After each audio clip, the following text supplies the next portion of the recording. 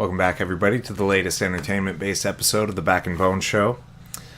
Tiptoes. We watched it, so you don't have to.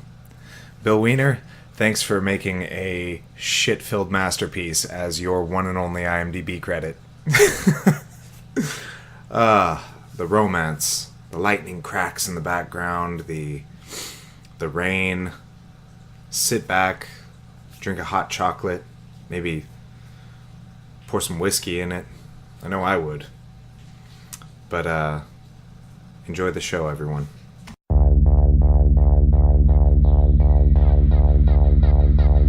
You shut up now. Picasso, I sue Casa. Let's come Shivu. Let the party begin. Your ears you keep, and I'll tell you why. What you just said is one of the most insanely idiotic things I have ever heard. At no point in your rambling, incoherent response were you even close to anything that could be considered a rational thought. Everyone in this room is now dumber for having listened to it. Yeah, well, that's just like your opinion, man. Take this quarter. Go downtown and have a rat gnaw that thing off your face. Good day to you now. I broke my back. Look at that fucking bone. You know, I don't want to sound like a queer or nothing, but I'm really gonna miss you guys when the show's over. Yeah, I'm fucking sweating like a goddamn pig in here. It's like, and I noticed you're wearing that fucking beanie I hate again. I wore it on. I'm gonna wear it every time now. It could be 10 years from now, and it'll be gray. Every time I The see weight of you, color. I'm taking a mental tally. Every time I see you wear that beanie, I'm gonna punch you in the face. I'm gonna get another one. I'm gonna get ones that are like various shapes and sizes. I bet you could probably find Squares, 100 different triangles. beanies and things that you think will bother me. None of them will bother me the way this one does. I don't know what it is. I just look at it and it fills me with rage. I just want to choke you. Zoom in on it and just really. So all you could see the whole time is that right up against it. I don't know if that would bother me as much. I think I hate it more seeing your face underneath it. I just look at you. Some of that smug look, enjoying that weird pattern on your forehead. I don't know. I've been complimented, as I said before, I've been complimented on this beanie multiple times. Yeah, by assholes. I had a barista at Starbucks said, "Hey, I like your beanie, man." And I was like, "Oh, thanks." And he was like, Fills "Yeah, me with a sense of sexual confusion and inadequacy. He laughed and he was like, "I'm kind of a beanie connoisseur." I was like, "Oh, clearly you have good taste." I've never heard of a beanie connoisseur in my life. Maybe a beanie aficionado. I don't know, but It kind of sounds like a dinosaur. The beanie connoisseur. I don't know about all that. A connoisseur. Connoisseur. That would be beanie a connoisseur. A beanie connoisseur. There we go. An anthropologist just uncovered a beanie connoisseur. It does, see? Investigating. Beanie. Anthropologists don't dig up dinosaur bones, though. They study people. What is I've met a an anthropologist. what is a dinosaur? What is it? That would be a paleontologist. Paleontologist. There That's we go. right. But an anthropologist could accidentally find some dinosaur bones while they're studying like civilizations. I thought are you sure that's the technical term? I thought they were called dino diggers. I believe the technical term is bone scoopers. Bone Yes. scoopers. Yes. Bone scoopers. How could I forget? Yeah, of course, bone scoopers. So, guys, today's episode is brought to you by the Oscar nominee, the performance of a lifetime, Gary Oldman, Matthew McConaughey. Where do we begin? Peter Dinklage, a masterful performance by Peter Dinklage. Describe, if you were forced to describe Tiptoes in just a few words, three 5 words or less, let's say. How do you describe Tiptoes? What is Tiptoes? 5 words or less. Please gouge my eyes out. That's how I would describe that movie. Yeah, I think 5 is too generous. That's far too many syllables to describe what Tiptoes is, because you could really sum it up with disaster, dumpster fire, Awful. horrible, crap, garbage. I mean, it is just quite simply one of the worst movies I've ever seen. It's on par with The Room. However, Ed Wood himself could not have created a more disastrous mockery of cinema if he tried. It was so like I expected it to have some redeeming qualities in the sense that it would be so outrageous, it would be so offensive, that it would have these qualities of originality to it. It did not. It was a very overplayed emotional story that was attempting to be very serious, but it had really oddly placed comedy. Like, it didn't establish a rhythm. No. Tiptoes comes across to me like a movie suffering from a massive identity crisis. Mm-hmm. It just doesn't come across like it has any sort of idea of what it is or what it even wants to be. Like, what was the point from the beginning? It just seemed like this movie was written straight through. Like, somebody was just like, here's an idea. It did seem as though, I felt as though the beginning of the movie had a slightly lighter tone. Like, maybe the first 15 to 20 minutes did have a slightly lighter tone. Well, sure. Well, the start of the movie, that's where it had most of its like comedic moments. It didn't really, it had, they played off the two dwarves riding their motorcycles like in a fun way. They had the party and everything where Matthew McConaughey is hanging out with all the little people at the gala or whatever it was, the convention. They had the scene where they pick up Patricia Arquette, and she's like a crazy, free loving hippie. Who, Patricia Arquette, by the way, I know we've touched on this when we talked about this. She actually looks pretty good in this movie. She does. Patricia Arquette's an attractive woman. Did you see that show that she was on recently? No, I haven't watched it. It's one about those 2 convicts that are based on the true story. They escaped prison. It has Benicio del Toro, and then I can't remember the other kid's name. She's in that. She does not. Well, she's playing a character. Doesn't look good, but yeah, let's just say she's seen better days. Well, I felt like Patricia Arquette in this movie was a complete revisit of her character from True Romance. She seemed like almost to carry the exact same personality as that character. It's like they took that, but then they sucked anything of any kind of value or relevance, or they just drained it. Right. Well, it was all you were left with. It was like an orange, and then you took that orange, and then you removed the fruit from the orange, and you're just left. You just had the peel. Just it was like they took that character who had interesting lines, diverse character, had development, and they like rationalized her by making her a hippie. I mean, they're like, she acts like this, she has this personality because she's not this way because our writers are horrible and we don't know what movie we're making. She's this way because she's a hippie. Exactly. Sorry, go ahead. Well, there was just so many things. Like,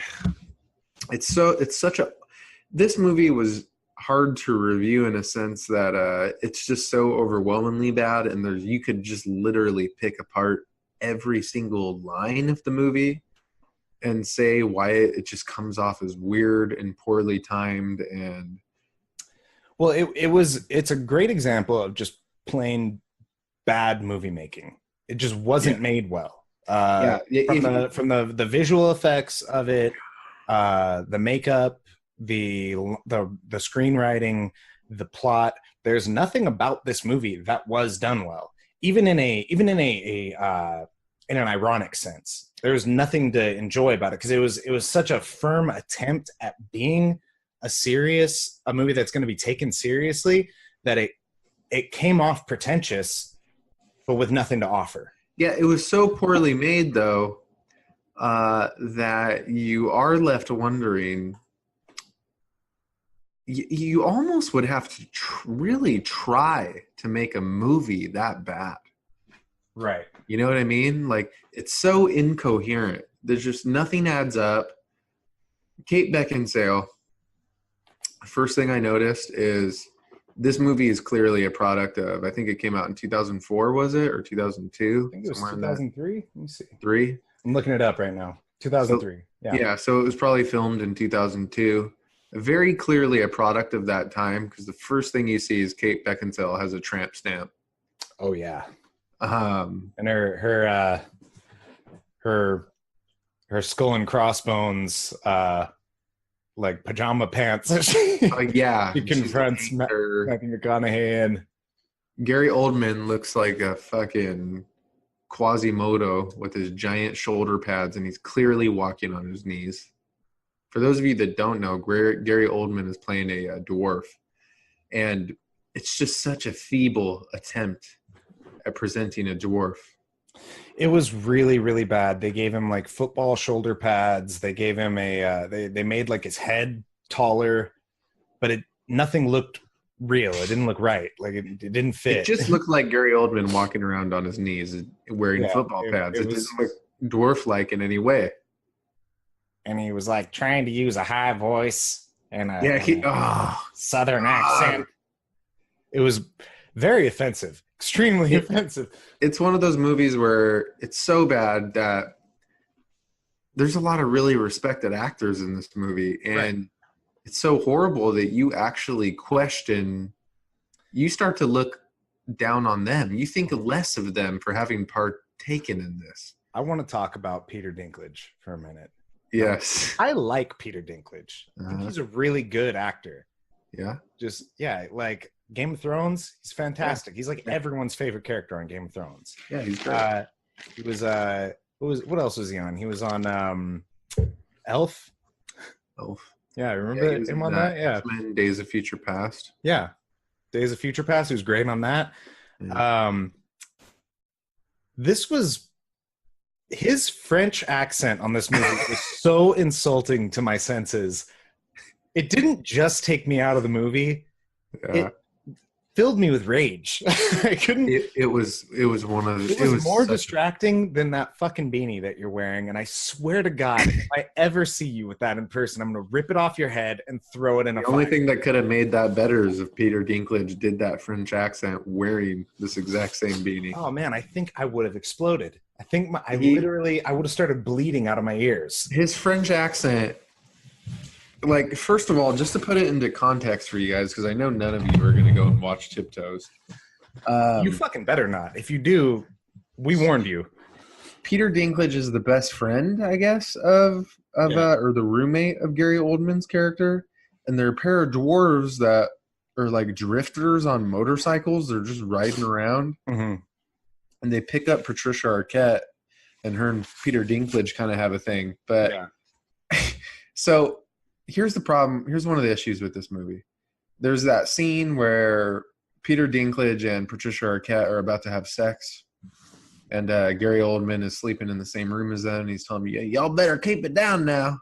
Mm-hmm. And all of a sudden, Peter Dinklage just starts writhing and screaming in pain. Right, yeah, he like falls off the bed. Yeah, he falls off the bed, and they don't give you any kind of context. You're just like, what the fuck is this? What's going on? And the only explanation you get from Gary Oldman is that he has little people pain or little person's pain. Yeah, he says he's got ulcers. He's got bulging discs. It's little people problems. Little people problems. They just glaze over that.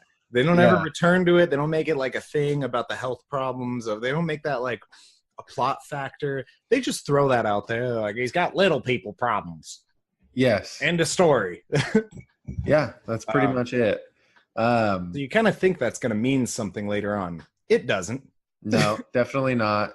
And then there's that hilarious, which you pointed out, the scene, and I actually put this in my notes because it stood out so much. Favorite part of the movie. Where there's suddenly this movie that up until this point has tried to present itself as kind of like a goofy romantic comedy, dramedy, lighthearted type film. There's a scene where the hotel manager, they're making too much noise in the hotel they're staying in. Gary Oldman and Peter Dinklage and it's past checkout time. So he's banging on the door trying to get him to come out. So Patricia Arquette answers the door, and then the camera pans over, and there's Peter Dinklage standing on the side with a pistol in hand, fully loaded, ready to shoot this guy. And it's like a scene, and the music gets really intense. It's like a legitimate scene out of like a Quentin Tarantino movie. Right. They just randomly inserted, and you're like, this isn't even the same movie. This doesn't fit in here at all. The camera angle, the insanity of the situation. It had like this side kind of 45-degree angle upwards on Peter Dinklage with his extended arm with the gun and him looking off into. It's the same frame. It's the same frame that they used in Godfather 2. Where there's a scene in Godfather 2 that's identical. Where there's a dwarf with a handgun. No, it was a Guido with a handgun, but not. I know what scene you're talking about. I'm picturing it in my head. Yeah. And then Patricia Arquette just starts beating the shit out of the hotel manager for no reason. Yeah. Her response, she's over here talking to him, and her response to Peter Dinklage getting ready to murder someone is like, like starts screaming, and she just runs out and starts fucking swinging on this guy. I wanted to point out, because this is important to me, I don't know if it's as important to you, that what Peter Dinklage pulls out appears to be like it's like a revolver. It has characteristics that look like a Magnum. It was a hodgepodge of guns. Yeah. But the thing about it is it was like miniaturized to fit a dwarf hand. Like it was the right size, but it was like a Magnum dwarf edition. Like, well, they couldn't have him. This was them trying to be somewhat authentic. They couldn't they couldn't have you believe that this dwarf could actually handle the sheer power that comes from the Magnum. Magnum. No, well, they could have got him like a 22 or like a Derringer or like a 38 snub nose, like a small gun. Maybe just give him a little pea shot or something. But we're gonna give him a really big gun that we shrank down into dwarf size. Yet another thing in this movie. No rhyme or reason. Doesn't make any kind. We're just gonna do it. Boom. The thing, out of all the things that bothered me about this movie and threw it off the most tonally would have to be the music. The music is one of the strangest things I've ever witnessed in my life. The music seemed as uncoordinated and inconsistent as the plot of the movie itself. It had sort of like this cheery, goofy, family romantic comedy vibe, and then it sort of like shifted within the same song. It would shift into this like dark kind of eerie-ish sort of like music you'd hear in like Basic Instinct or like some kind of like crime thriller. Yeah, it was very, very weird. It was like it went from like Beethoven, like the dog movie type music, to and then they would have scenes that had no. There would be scenes where the music didn't match what was happening in the scene at all. Right. Where Matthew McConaughey, Matthew McConaughey is who, by the way, might be the most unlikable character in cinematic history. He plays. No. I disagree. Okay. Gary Oldman is the most unlikable character in the movie. He basically just plays a grumpy asshole to everyone the entire movie. And then he steals his fucking brother's child. And now we're getting to that. That's towards the end. Now Matthew McConaughey plays a firefighter junior academy like instructor. Mm-hmm. That's basically what he's doing. Matthew McConaughey, what I get from him is he's this character in transition. Like he's figuring shit out for himself, and he's getting ready to get married. He's got a super hot girlfriend, and he doesn't want to. He's very ashamed, extremely ashamed of the fact that he comes from a family of dwarfs. Well, I don't think it's that he's ashamed. I think the problem is that that he knows if he's got dwarf genes. So if he knocks this girl up, baby's probably going to be a dwarf. So telling her that might have dwarf genes as well, because he's got some T-Rex arms on him. Got some short little arms. He sure does. But so I think that's the whole thing, and like he's affected by all that shit. So, but not to add any depth to this movie that doesn't exist. Don't get me wrong. They really just like flatline all the emotion. They go like, well, let's be angry. Let's be happy. Let's be sad. The scene where he calls his wife he's teaching the kids at the camp, and then he calls Kate Beckinsale one night from there.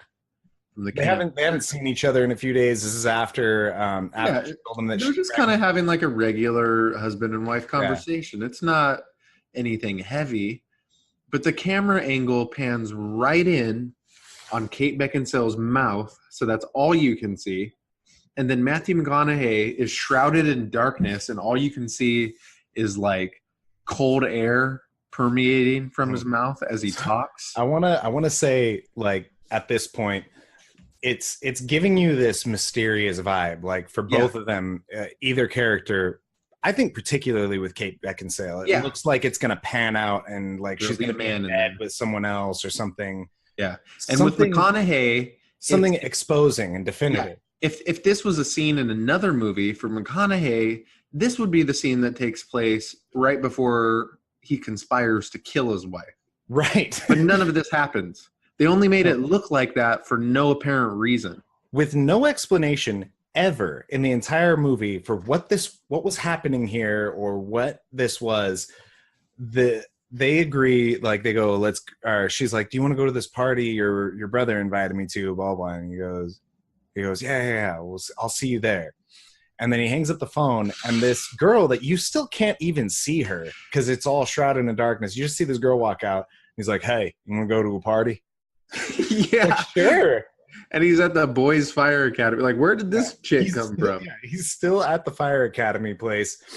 They're all fully clothed, too. It's not like they're suggesting he's fucking around with this girl. Maybe they are suggesting that, but they're just not doing a then he never even follows. So he ends up bringing two girls to the party. Keep in mind, he has a fiance. He's engaged. And then he brings two of his academy students to the party, and one of them's like a big-titted blonde chick. Yeah. And he introduces her really casually. Yeah, and then you never see her. Yeah. And there's no conflict brought up by this. No, you would think, because the idea, all right, here's where my mind was going. He's bringing these girls to the party because he's upset with his wife and he wants to make her jealous by bringing these girls to the party. Or he wants to add some like conflict to their marriage because he wants out. Right. Something along those lines. Or their future marriage because he wants out. Like, yeah. I'm thinking there's something like that going on. You're trying to make sense of it. But then we get to the actual scene. He shows up at the party. He's got the two girls with him. He introduces them. They walk along. The wife has no reaction. Yeah. She's just like, hi, nice to meet you. And then that's it for that. Yeah. And then that's it. And it's like. And then and Matthew McConaughey gets right back to being, the fiance. He's hugging her and kissing her. And then they're just goes back together again. Yeah. I mean, this movie is chocked full of scenes like that where it almost kind of seemed like. Empty moments. Things that don't have any relevance. It almost kind of seemed like they had an initial idea about what they wanted to do with the scene, but then they kind of just changed their mind halfway through. And then right. Right. I absolutely agree. That's exactly what this entire movie felt like, was just scenes that didn't play out the way they intended. So they just went, let's just get through this scene and then we'll figure out what we're going to do next. Yeah, and so the party that they're at is thrown by, I can't remember the name of the actor. He's a African American gentleman. He's from, I know, I can't He's think one of his those name. guys. He's been in like everything. But No, you know him. If I can remember his name, he's from In Living Color. yeah, I know. He's like- I know exactly who it is. I just can't remember that dude's name. I always want to say Gerard, something like that. We'll think of it. But his name in the movie, he's throwing this party for these dwarf characters, and his name in the movie is Jerry Robin Jr. Gary Oldman's character has a very dysfunctional relationship with his also dwarf girlfriend, who's played by Bridget the Midget, who was a porn star who frequented the Howard Stern show quite often. I remember her. And everybody's trying to fuck her on Everybody wants to bang her for some reason. And they go to this party that Jerry Robin Jr. is throwing. And Gary Oldman walks in on Jerry Robin Jr. banging his girlfriend, Bridget the Midget, and he's like balls deep. So he's plowing her. Gary Oldman gets pissed and leaves the party. Just another random plot point that like no real resolution comes from it. Gary Oldman just gets mad and leaves. And then the funniest part... Man, I wasn't even close. It's David Alan Grier. David Alan Grier, yes. The funniest part of that whole scene is Matthew McConaughey's reaction to it. Do you remember? He walks up and he talks... I can't remember what him and Gary Oldman say to each other, but they're brothers. And Gary Oldman's like, I'm going to take a cab home. Matthew McConaughey's like, no, man, I'll give you a ride. And then he's like, man. No, I'm going to take a cab. Matthew McConaughey's like, no, man, we'll give you a ride. Like, he's acting like him just giving his brother a ride is, like, the most considerate thing you could possibly do. Right. Any other world, any other normal brother-brother relationship, it wouldn't be like, no, I'll give you. It would be like, no, you're giving me a fucking ride. Like, that's pretty. Give me a fucking ride, bro. You know, you don't even really have to ask. And then right after that happens, Matthew McConaughey walks up and he says, man, that was pretty fucked up. It's like you caught David Alan Grier balls deep in your brother's midget girlfriend, and all you have to say is, man, that was pretty fucked up, with a half-cocked smile on your face. Like, who? Oh, man. What is... That's all that was going through my mind. Well, yeah. Things got a little wily. There was like some hijinks. But that's what I'd call David Alan Grier banging your dwarf girlfriend at a big party. And, you know, that wasn't even my favorite line of the movie. I just remember my favorite line of this movie. I don't know if you caught this one. It was where Matthew McConaughey was reminiscing about like his experiences with his dwarf family growing up. And Kate Beckinsale says, so you had a circle jerk with a bunch of little people? Oh, yeah. I remember that. And she's like dead serious. And then he just kind of laughs it off. I can't remember the conversation. I don't remember either. All I remember is her saying, so you had a circle jerk with a bunch of little people? I would have loved to have seen that. Like, what? Yeah. What is going on? He's telling her something about, like, I can't remember what it was exactly, but he's telling her. Oh, she asked him, have you ever, you know, like, messed around, gotten physical with a dwarf? Yeah, that's what it was. That's what it was. And he's all, no, I mean, you know, I grew up around him, so, you know, we did normal things, like, you know, like normal things, like I can't remember how he puts it. He puts it like some way. I'm like, that's not a normal thing to like. No, nothing about McConaughey's character in this movie is normal. Absolutely no, nothing.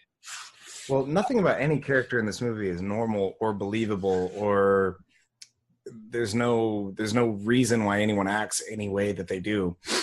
You know, the more we talk about this movie, the more all of these, just this gold mine of memories start flooding to me.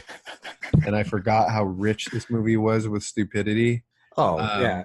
but I'm looking at my notes here, and there's one really funny one that I actually remember this making me laugh harder than anything in the movie.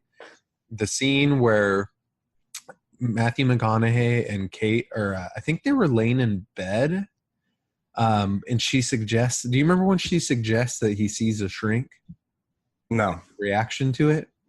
There's a scene where she suggests that he sees a shrink, and this really dark, ominous music starts playing, and for like 3 minutes, McConaughey just looks at her and he's like, so you think I should say shrink? And then he turns, he's like, and he starts shaking his head. And he looks back at her, and then he starts shaking his head again. Like she just told him the worst thing you could ever tell somebody, when all she did, it was like a perfectly reasonable suggestion. You grew up with a family of dwarfs. You're the only one who wasn't a dwarf. Clearly you have some underlying psychological issues. Maybe you ought to see a shrink. She didn't put it quite that articulately, but Sure. Well, what could be articulate in a movie like Tiptoes? His reaction, he's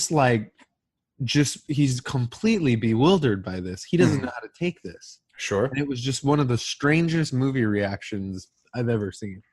Yeah.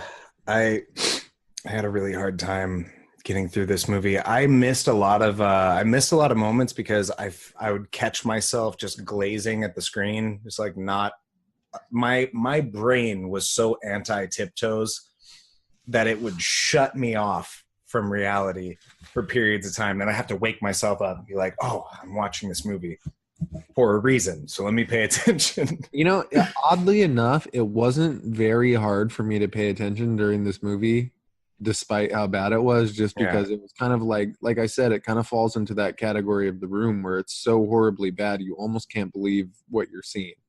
Right. And that was how I felt about it, but unlike The Room, it didn't have the redeeming qualities of being ironic.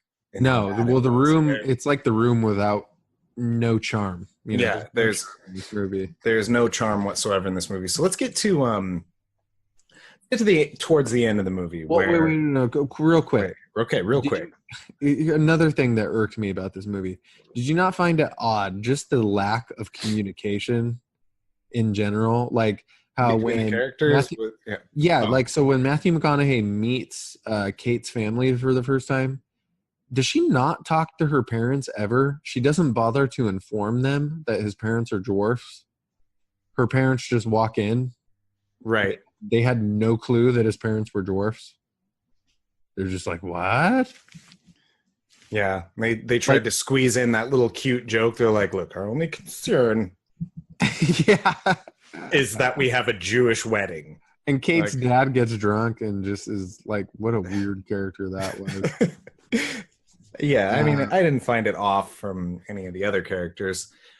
They were all fucking weird. Didn't Peter Dinklage have dreadlocks at one point in the movie?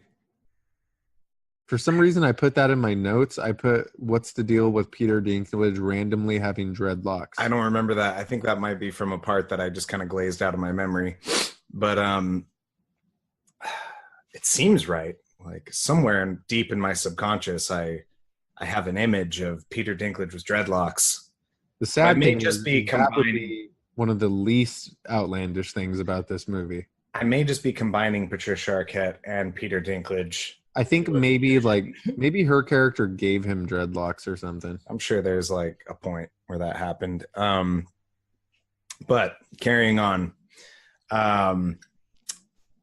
Towards the end of the movie, Matthew McConaughey becomes unreasonable.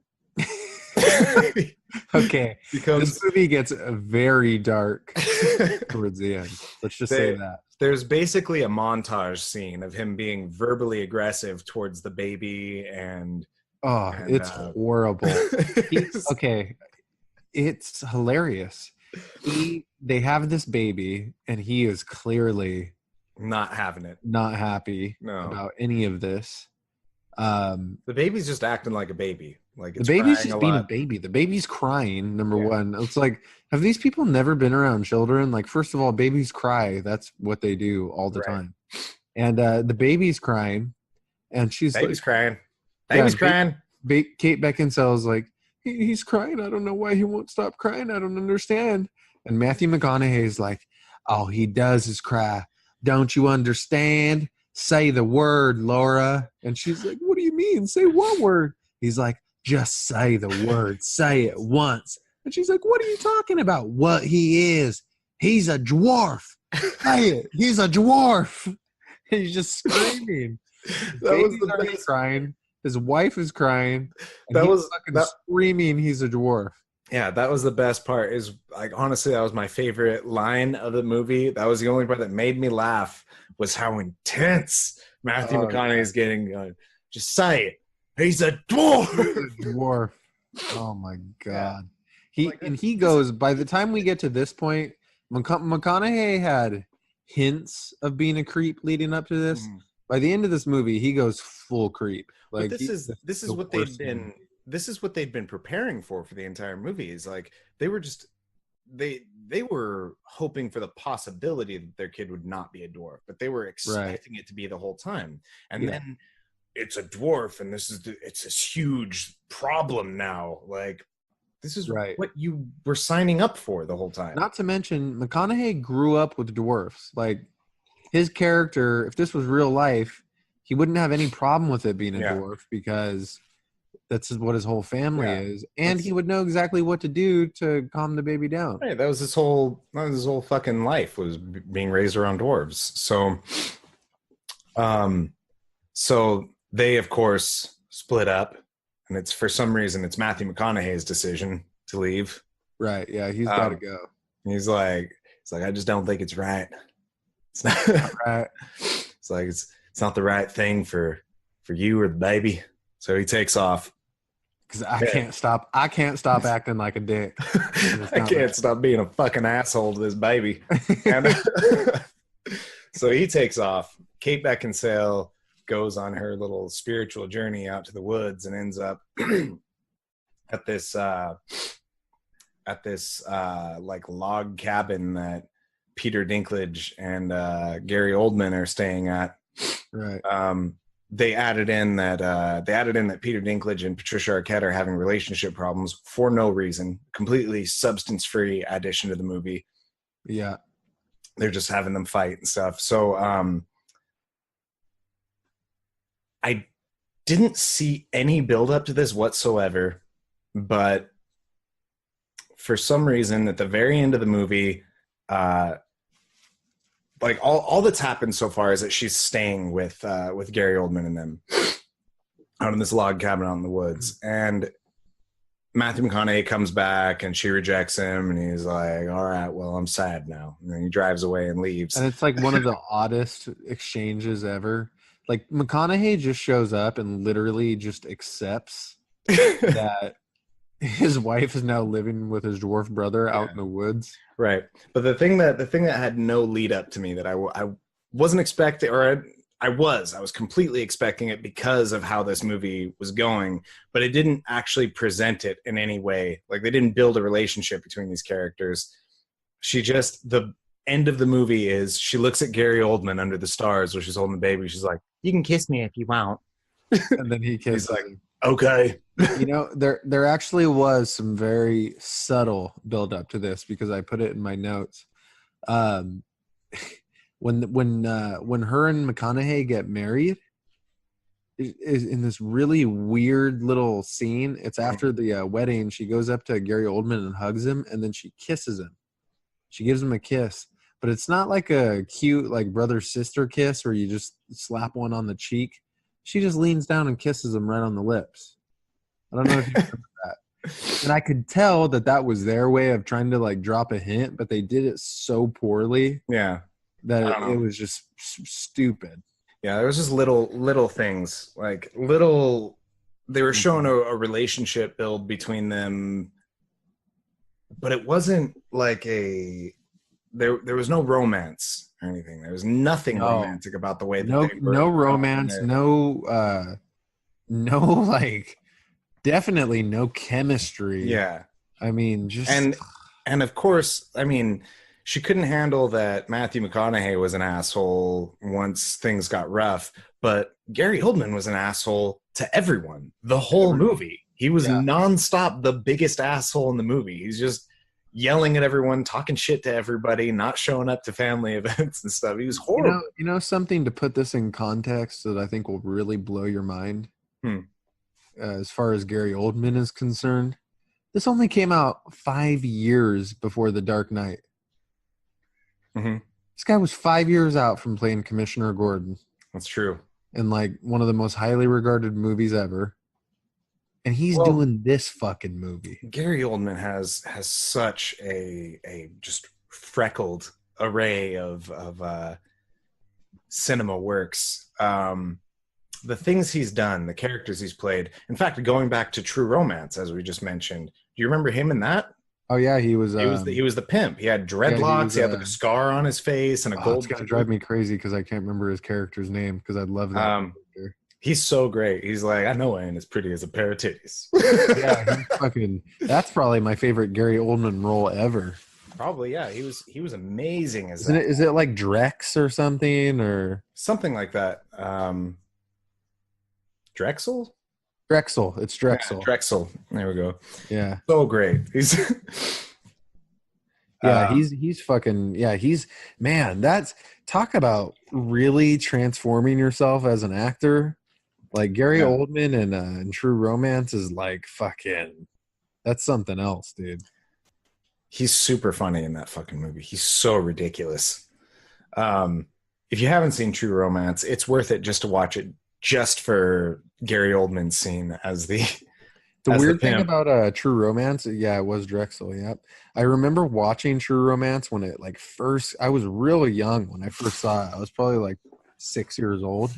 And I remember when I saw it when I was 6, I just thought it was like this weird movie that I just like wasn't into at all.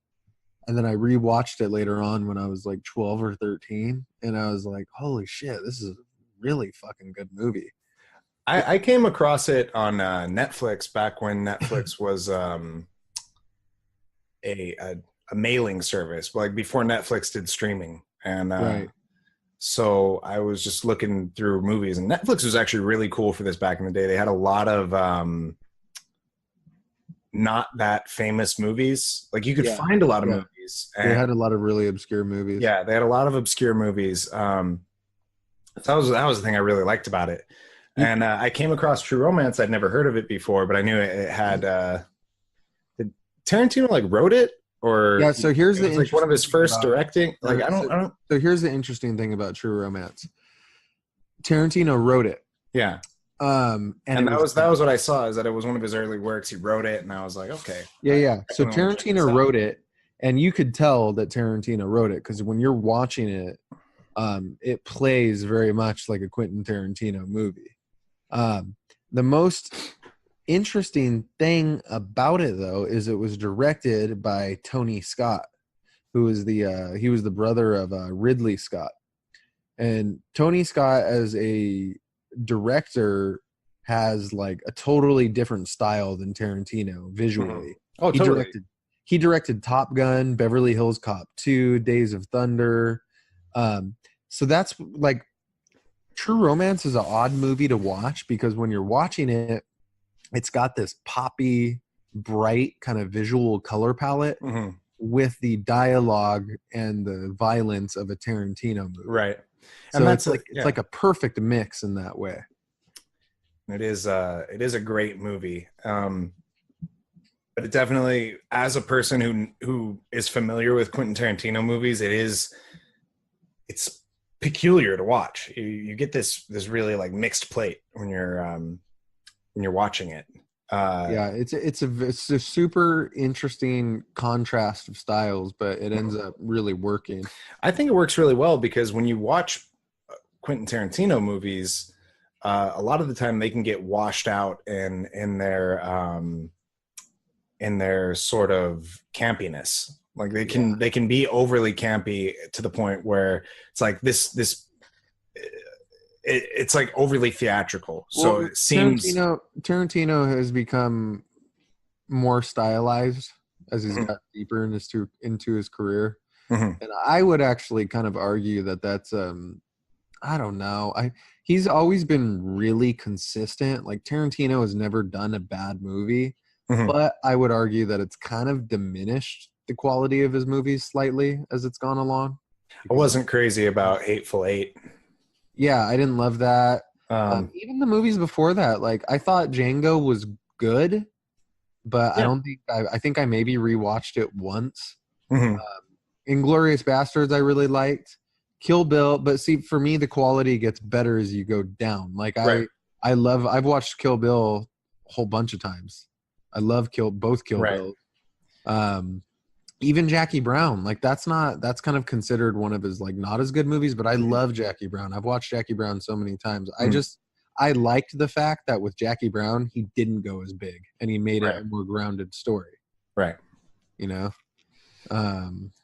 But Jackie Brown is definitely one of the ones I've seen fewer times, but it really holds up that his most popular ones are his older ones, and those are really in my opinion, the best ones. Reservoir Dogs and Pulp Fiction. Yeah. Those are... Pulp Fiction is like this milestone in pop culture where even till this day, there was never anything like Pulp Fiction. I mean, Pulp Fiction till this day is its own thing. Whenever something tries to... Sorry, go ahead. I was just saying there never has been anything like Pulp Fiction. I don't know if there ever will be because it exists as such a unique piece, you know? Enigmatic. Yeah. It's its own deal. Even when something tries to replicate that style and do that over again, it comes off super insincere, and you end up getting like you know what movie I fucking hated and a lot of people like it, but I really despised it? Boondock Saints. I liked it when I was a kid and I watched it the first time. I've rewatched it many times since, not many times, but I've rewatched it since as an adult, and I'm like, it's so dumb, hard to get through. I feel like if you're not, I feel like if you're still like, if you still think Boondock Saints is good, it's like you just never, your maturity level.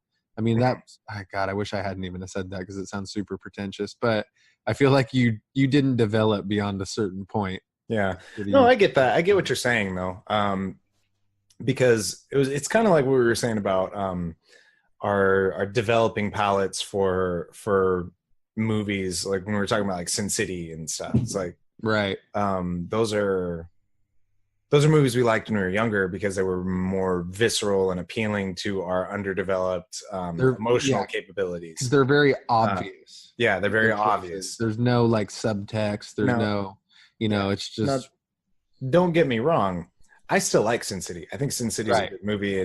Sin City is definitely way fucking better than Boondock Saints. But it's a really good example for that because it caught our attention when we were younger because it was so fucking violent and intense and visually stunning. Yeah. You have to grow up at some point. Yes. If you I don't understand, like, I can't comprehend not changing what interests me, you know, like you. Right. You have to grow up and watch A Star Is Born. Yeah. That's the thing. You just got to do it. I'm never going to watch A Star Is Born. No. That's the thing. It's like I can talk about being emotionally matured all I want, but the truth is, I'd rather watch Boondock Saints 100 times. Look, I would rather the only movie I ever get to watch again is Boondock Saints than watch A Star Is Born one time. You grow up, you go see A Star Is Born, you buy the soundtrack after, you listen to it while you're driving a minivan. That's what you do. Get a family full of pugs. Right? Get a family full of pugs. That's what start naming them after nuts, and buy a visually infuriating beanie. And you need to. I was telling your sister the other day. I was like, we need to take that. She was like, I started cracking up when I saw that clip of you pointing out the different nut names for your dogs. We need to like isolate that and put it on YouTube. Just as a, I feel like that's just such a funny clip.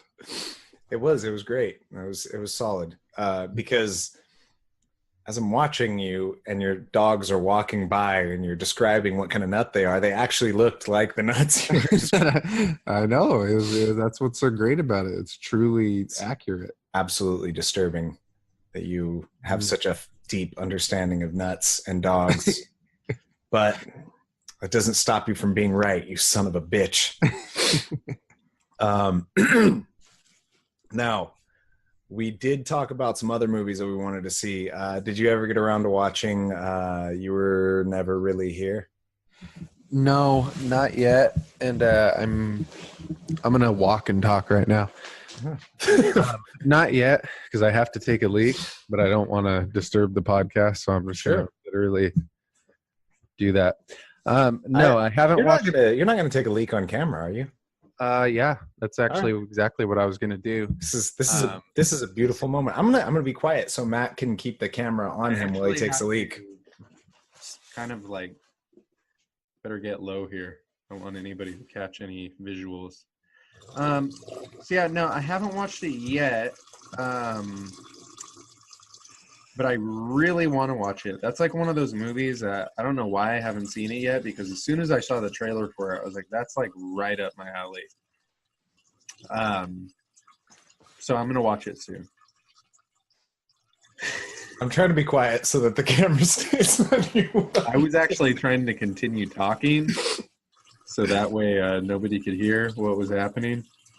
Well, the way that the video works is like it automatically looks at the person who's talking. Like whatever microphone's making sound, the camera switches to that. Oh, all right. That's how that works. I was always kind of wondering how you chop those together. Yeah, it's automatic. But anyway, you've been pissing long enough. I don't think the camera needs to stay on you. So here's my thoughts on You Were Never Really Here. I watched it. Yeah. It was good. It was like not a perfect film in my opinion. It was a little bit of an art piece. It had That's definitely what I heard. I heard it was like kind of an art house type. Yeah. Well, it had elements that reminded me a lot of Drive and Only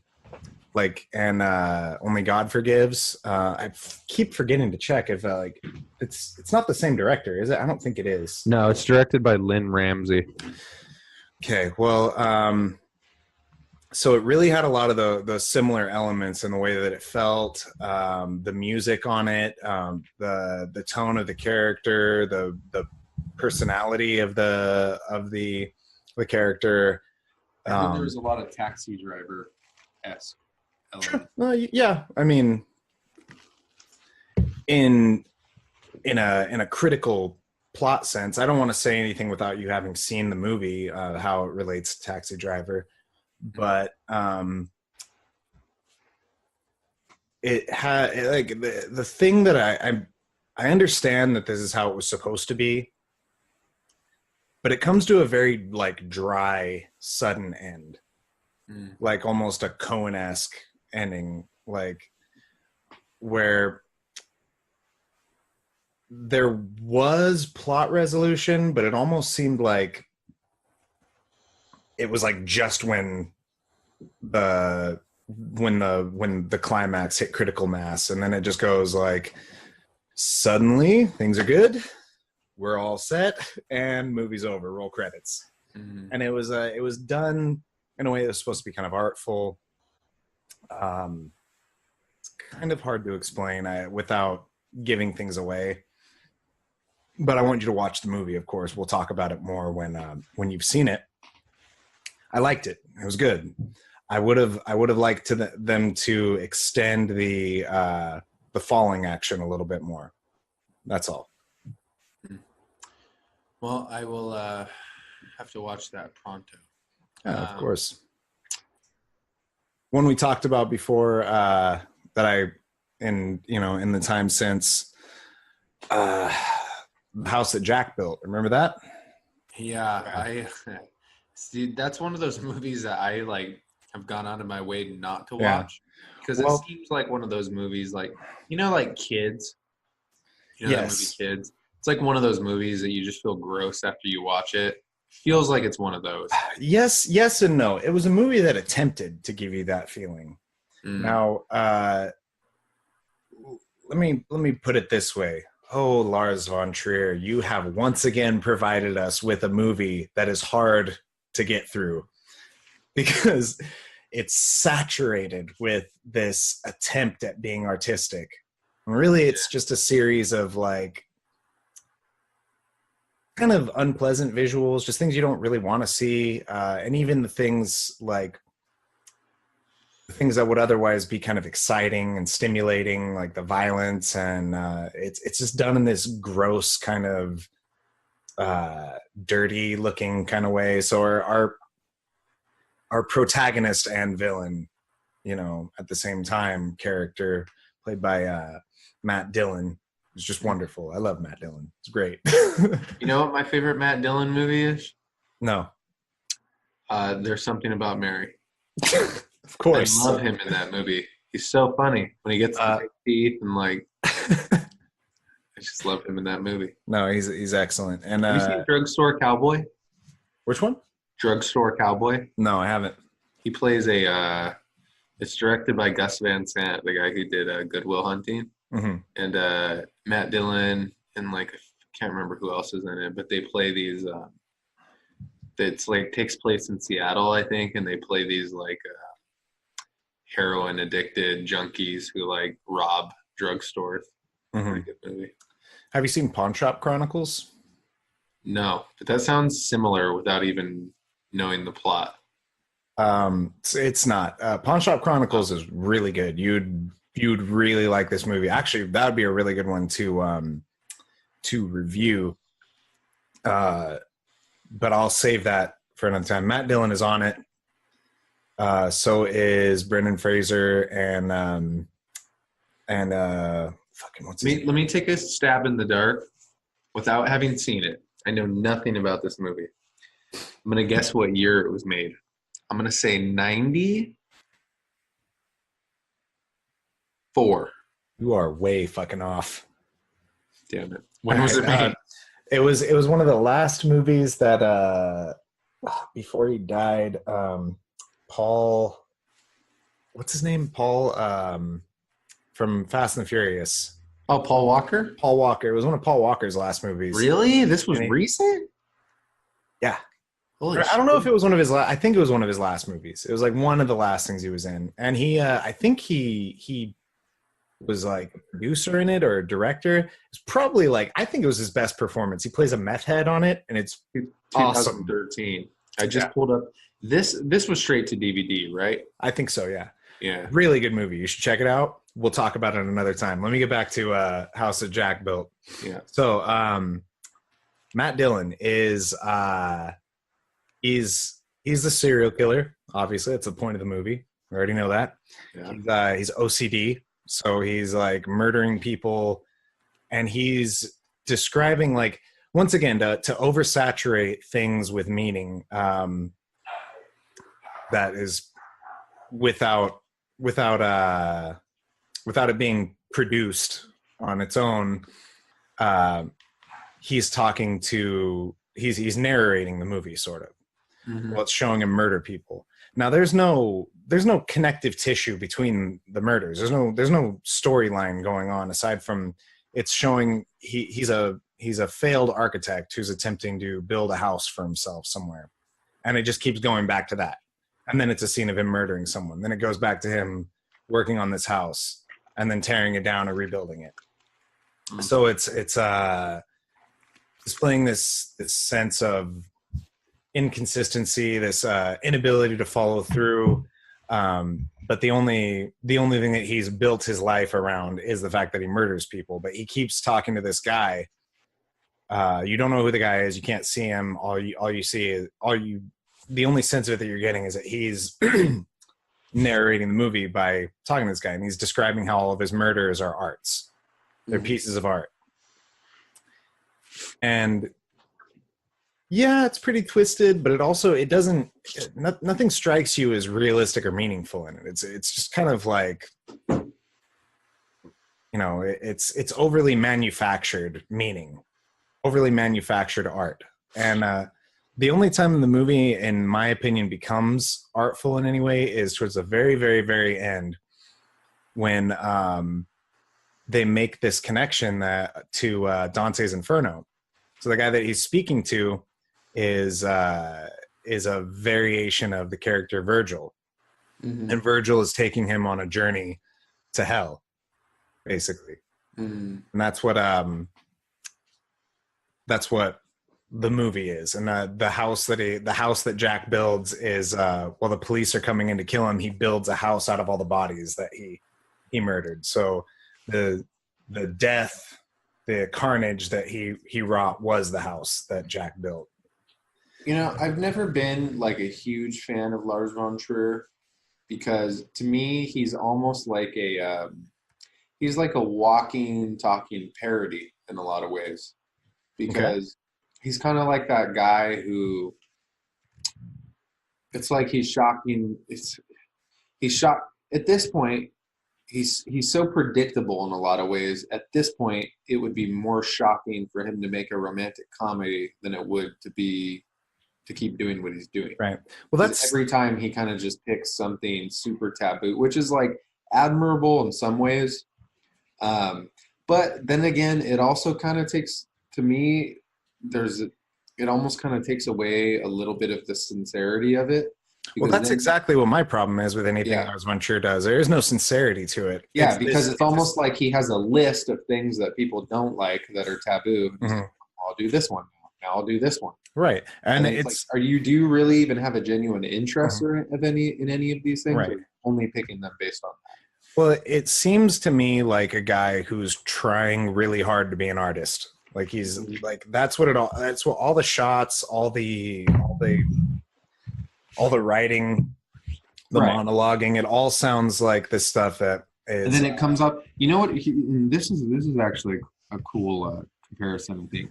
That's what I loved so much about Mandy. Yeah, is the fact that Mandy was so authentic and so original, right? That it was like an anti that, right? They didn't give you they didn't overdo the dialogue and trying to give you deep meaning. They just gave you this like stunning, visually stunning, undeniable piece of art, as opposed to really reaching for it and like trying their hardest to do something deep. It was very natural. It just came out. Yeah, like you felt like that guy who made that movie, he just took all the things that he was interested in and just threw them. Like he was really into fucking 80s horror and camp and violent movies, and he was also really into that's what, like I was saying, there's a lot of like that 80s like heavy metal influence in there. Right. It's like a hodgepodge of everything this guy is into, just straight from his brain. Yeah, that was a beautiful movie. It came out very naturally, and that really, to me, is what's indicative of what's actually art. And you're really reaching and trying to make it artistic when, which is what I see from Lars von Trier, then it comes off flat. People have a sense for that and go, oh. That's why nobody ever watches those movies, except for really pretentious people who are looking for something to be like, oh, you just wouldn't get it. That's you basically get two outcomes. You get like pretentious people who are like, you wouldn't get it, or you get the complete opposite, people who are like, ew, this is gross, I don't like this. Yeah. There's not much middle ground there, right. I feel like. Yeah, exactly. And like I'm not squeamish when it comes to movies, when it comes to like, horror movies and gore and violence and stuff. So that didn't really bother me. I didn't find it like repulsive. I just found it kind of annoying. I found it just kind of full of itself, and that's what I didn't like about it. Yeah, Dylan, you can do better. Dylan, you can always do better. They should do There's Something About Mary 2. Just all Matt Dillon. Just a spin-off with that character. Oh yeah, yeah. What's that? I said I would love that. Yeah, that would be great. All right, let's see where we at here. Any other movies, TV shows, things you wanted to talk about? I've actually been, as of late, I went on a hot streak there for the month of December. Mm-hmm. My schedule kind of slowed down a little bit, and I just went and hog wild and saw like everything. Okay. Saw it all. Yeah, but since the beginning of the new year, no, I really haven't. I can't even think of anything new that I've seen lately. Chance to check out the new season of The Punisher? No, and you know what? I watched one episode from the last season, and I wasn't really into it. Really? Yeah, I just thought it was. I don't know. I guess I'm just not a huge fan of that character that much. I think he was good. It gets better as the season goes on. Is it? Yeah, but I liked him. I liked him more in the Daredevil season. Like I think he was like the best part of that season of Daredevil. Yeah, he was good in that season. But he was better in that than he was in his own show. I just don't think that character works as well when you base everything on it. Like I think Punisher generally works better as like an accessory character. Punisher is like a lot of the times it could be your favorite character as a side character. Like he's this hardcore dark horse in the background that just like shows up when he wants or when he's needed and essentially rescues these characters who have superpowers while doing shit that nobody approves of, like just horribly murdering all these people. It can be tough to sit through a whole thing about the Punisher. Mm-hmm. My problem with the Netflix Punisher series overall is that they humanize him way too much. Like they make him very compassionate towards others and very feeling. And the whole thing about the Punisher, the reason why he's hard to follow as a main character is because he's basically a sociopath. He doesn't really have like, he doesn't have a filter for like, he just fucking murders and tortures and shit, like just brutally. And it's hard to get connected to a character like that. Yeah, I think that was kind of my issue is like, yeah, they, I don't know. He's just always been kind of a hard character for me to get into. I was trying to think I feel like there was something else new that I watched on Netflix. Oh, I watched not on Net. I started watching the Fire Festival documentary on Netflix. Oh, I heard about that. It wasn't very good. So I stopped watching that one, but I heard the Hulu one was really good. The Hulu one is 10 times better. I watched the Hulu one. From the fire fraud? Is that it? Yeah, like the Hulu one it's incredible because they have the actual guy who committed the fraud throughout the entire thing, and they're asking him questions, and they got all those people who spent all the money just trapped in tents eating cheese sandwiches. He's basically just like a massive pathological liar. Like literally everything. He's just a scam artist. Like everything that comes out of this guy's mouth is a lie, basically. I would highly recommend it. It's just funny. It's like really funny. Okay. How stupid, not stupid, but it makes you realize how suggestive this generation is. And, they're just, everybody is into hype. People just, as soon as something gets hyped up, it's like, it just becomes a part of everything, and everybody wants to be a part of it. And they just, the documentary is interesting because it goes a lot deeper into like how easy it is for them to do that nowadays. Like literally all they need is one of these people who have a massive social media following, and then they feed them one thing to post, and then everybody's into it. I mean, it's like never been easier to influence massive amounts of people. That's a funny thing. Like we were just talking about that in my psychology class. We're talking about the Stanford prison experiment and how we covered that in mine too. Yeah, we were just talking about fucking people's suggestibility is social psychology, how contagious thoughts are from situations. And it seems like social media has given this enormous, it's this gigantic conduit that connects to everybody. So the social psychology is so it's so powerful now.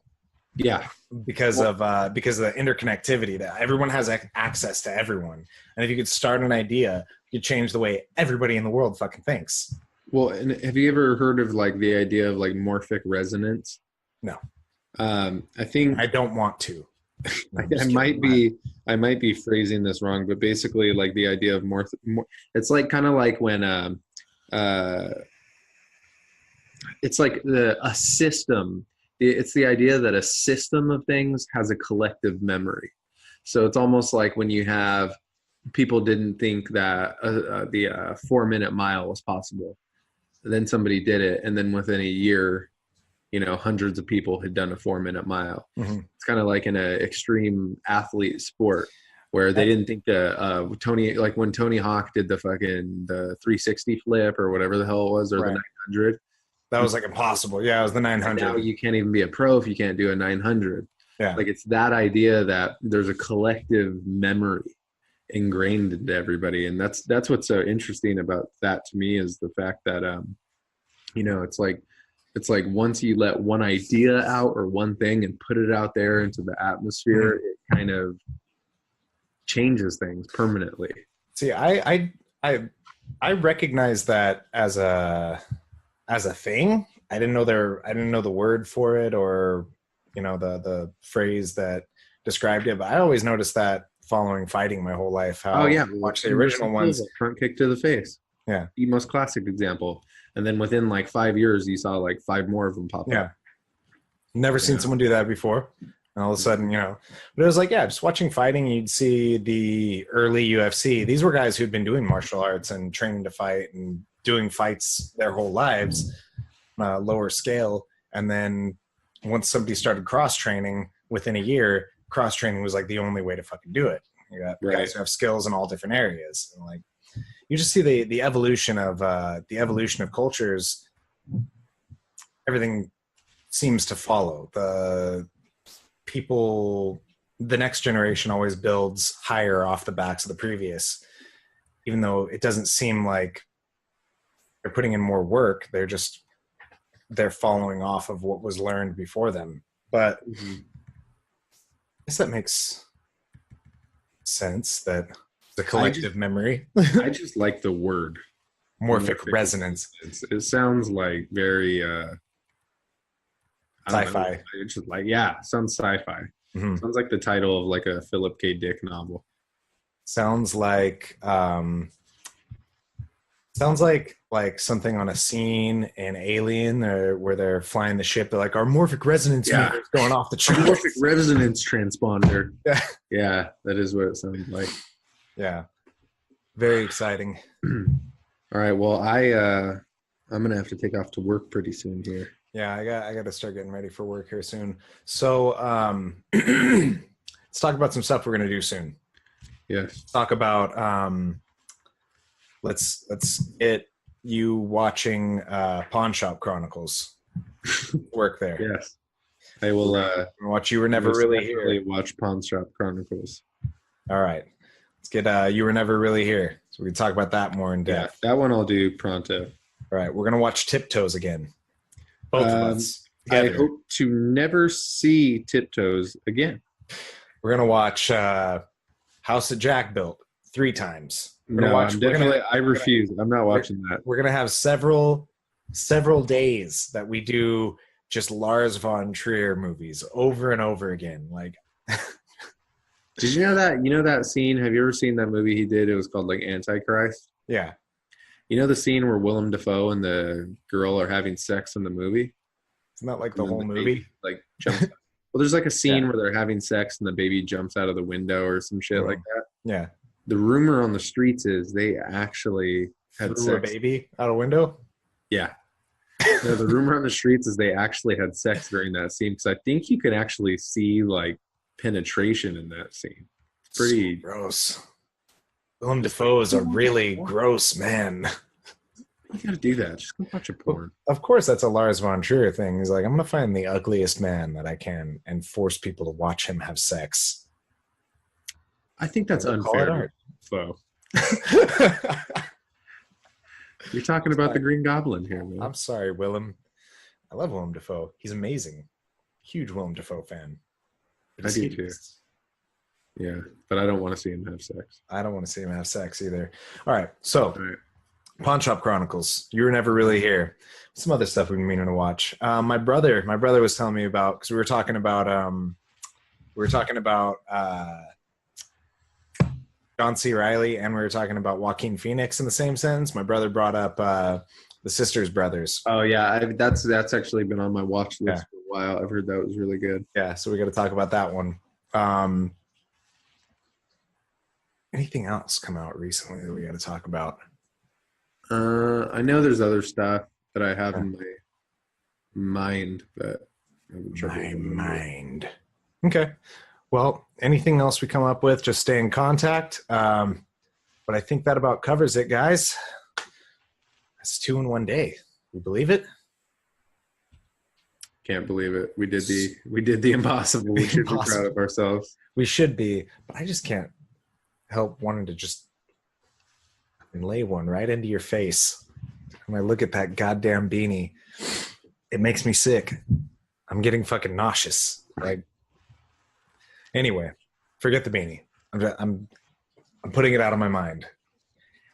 So this is fun, guys. Give us a like, follow, share.